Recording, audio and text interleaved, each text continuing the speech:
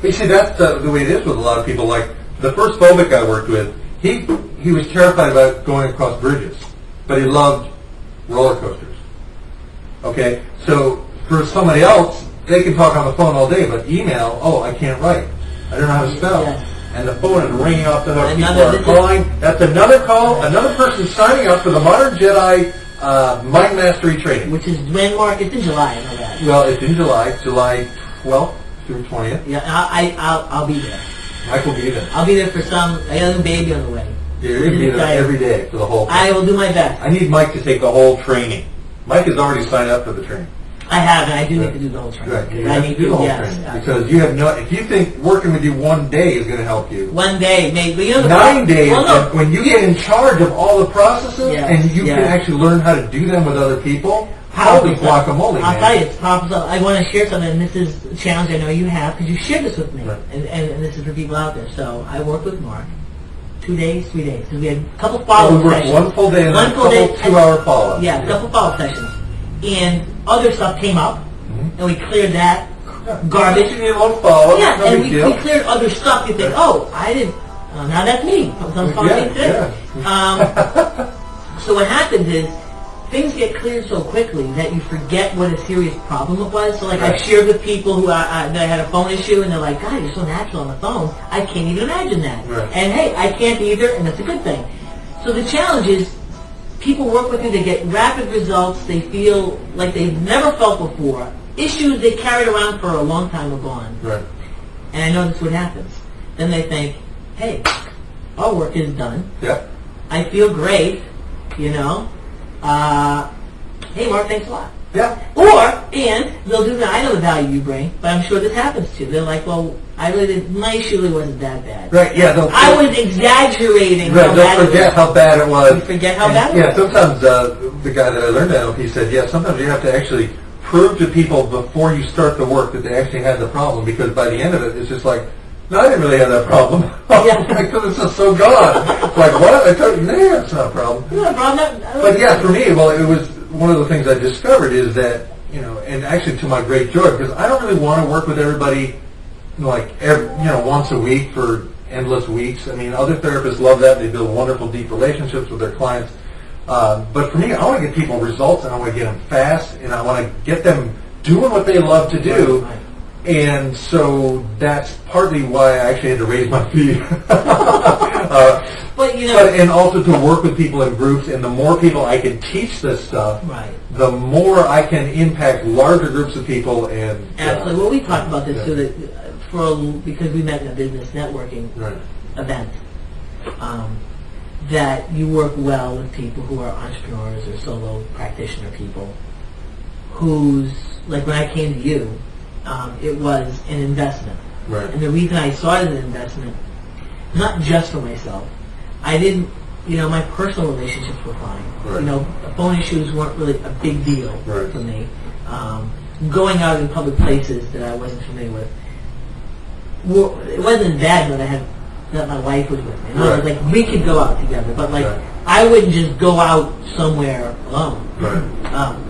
But that was okay. You adjust to those things. It wasn't social things that were holding me back, or I wasn't.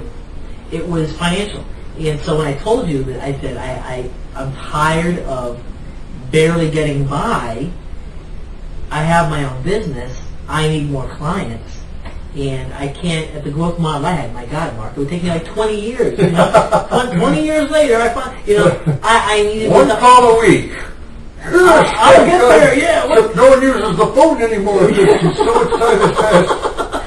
So that was, it was a financial issue. Right. It was these things, or these problem areas, these fear points, whatever word you want to use, were holding me back financially. And I wanted to be able to provide for my wife and, at the time, son and daughter. Mm-hmm. I wanted to, I wanted my wife to be proud of me. I wanted to be successful.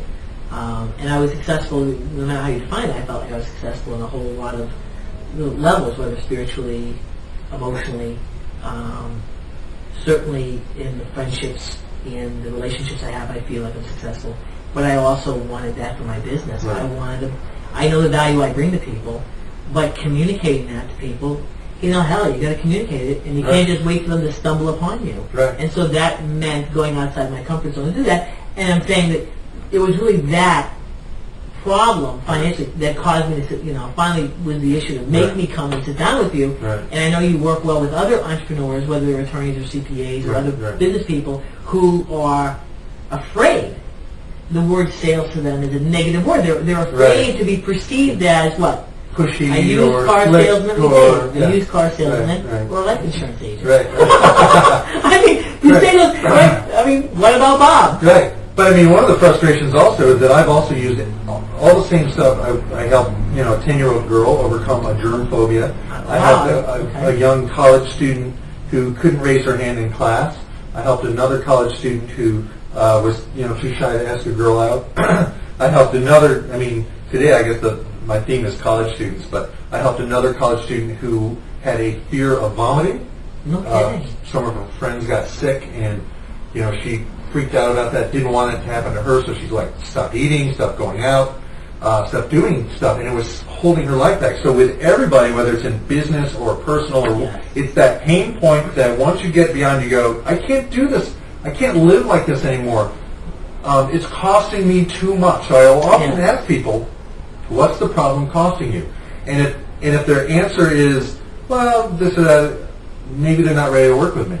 If it's costing them, and what I love about business people is they get that if I invest this amount of money and I get a return on investment that brings that amount back in or more, well, then it's free. It's ROI. Return on investment. ROI. But, to talk to someone who maybe only has the therapy concept in mind, where they go once a week and pay their $125 and they've been doing it for 20 years or 15 years or 10 years, you add that up, it adds fast.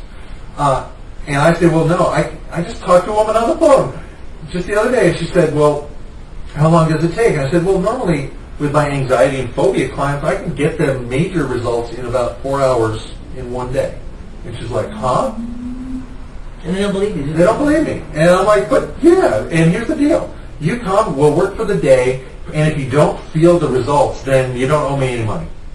And they're like, oh, well, how do you, they don't trust that. And I'm like, well, would you rather it take long? Well, some people I think do. It's like, I don't know how to communicate people. I'll share with you what it is. You become comfortable with your limitations.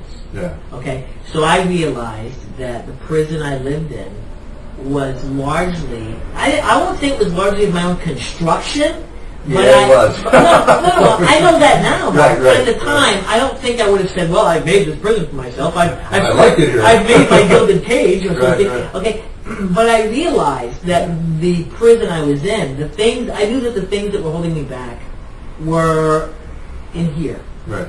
That I didn't need another technique. I didn't need a class. I actually took a class at networking thing on like how to use voice messages appropriately and phone skills. Right. Damn it, I didn't need more content. Right. Okay? We call it the what. Yeah, I didn't need that anymore. Like, don't give me another book on if you use approach A versus approach B, you get better results. I couldn't make the freaking approach, A or B. Right. And I knew that the issues were in here. Right. Okay? So, but some people get comfortable. Right. As weird as that sounds, it's sort of like, well, I know the box I'm living in, and you're asking me to step outside the box, and you're asking me to do it in 4 hours. Wow. So I sometimes think people get anxious that you're going to shift their worldview so dramatically, so quickly, that itself will be traumatic. Yeah. When in all actuality, it was like the problem never existed in the first place. And I had so much fun clearing it. It was fun. I mean, it was fun. We even went to the little diner over here and had lunch, which was cool.